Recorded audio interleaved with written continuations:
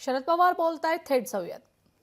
स्थितीच आहे, फायनल नाही, पण डिरेक्शनची आहे. ते कदाचित होऊ शकतं.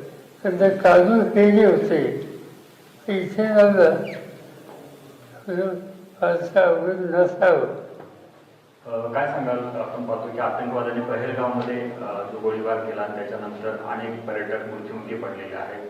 आपण कसं पाहता, एकूण भारताची सुरक्षितता व्यवस्थित आहे असं वाटते का? याच्यात दोन-तीन गोष्टी, हे जे काही काल काश्मीरमध्ये झालं त्या सगळ्या प्रश्नाच्याकडे सगळ्या देशवासियांनी एका विचाराने सरकारच्या वर राहिलं. इथं राजकारण आणायचं नाही. जे कोणी अतिरेक्यांनी ॲक्शन घेतली ती भारताच्या विरोधी आणि देशाच्या विरुद्ध ज्यावेळेला ॲक्शन होते तिथं राजकीय बदल शोधायचे असते. त्या दृष्टीने आम्ही त्याच्यात लक्ष घालतो. काल गृहमंत्री आणि संरक्षण मंत्री यांनी एक बैठक बोलवली. सर्व पक्षी होते. आमच्या पक्षाच्या वतीनं खासदार सुप्रिया सुळे त्या बैठकीमध्ये हजर होतं.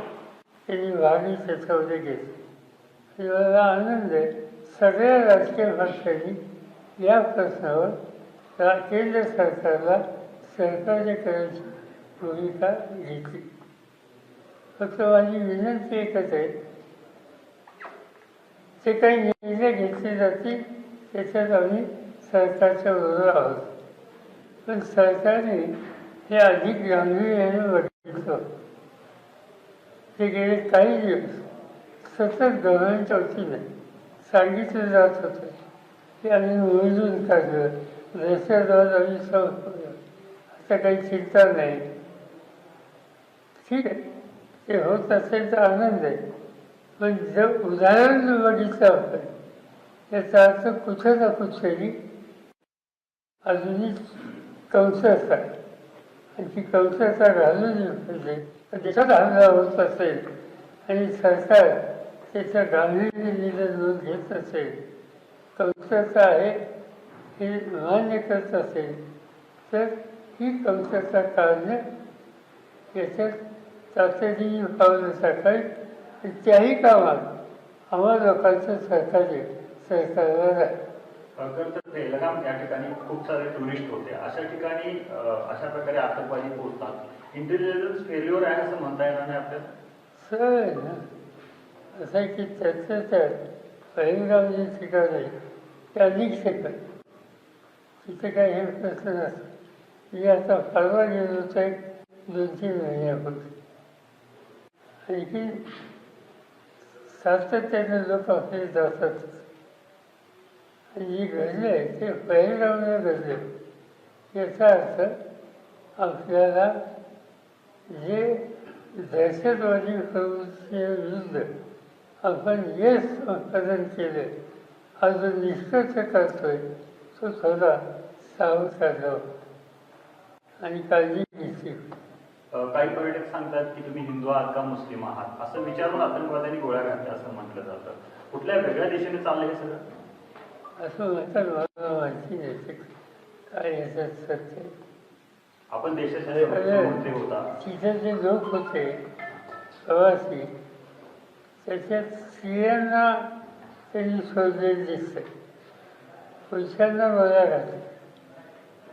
तुझ्यामध्ये 2 लोकांचे मृत्यू झाले. 5 लोकांचे झाले, त्याच्या 2 लोकांचा घरी गेलो आणि घरी गेल्याच्या नंतर त्याच्या भगिनी होत्या त्या हजर होत्या. त्या मला सांगत होत्या की आम्हाला कुणाला तरी हाताळलं नाही, आमच्या पुरुषांना पण सांगलं. साहेब, तुम्ही देशाचे संरक्षण मंत्री होता. ह्या घटनेनंतर, कालच्या घडलेल्या घटनेनंतर पंतप्रधानांनी वगैरे तुम्हाला फोन करून काय सुरक्षेबाबत काय करावं की असे काय? त्यांनी काल बैठकच बोलवली सगळ्या पक्षांची.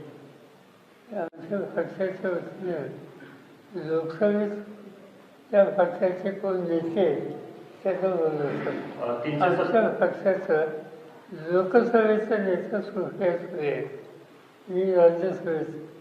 तर लोकसभेच्या नेत्यांना त्यांनी सगळ्यांना बोललं होतं, त्याच्यामध्ये सुप्रिया काही होत्या. 370 कलम हटवलं म्हणजे सगळे प्रॉब्लेम शॉर्ट आउट झाले असं एक प्रतिमा तयार करण्याचा केंद्र सरकारचा प्रयत्न होता, तो फसला या निमित्तानं.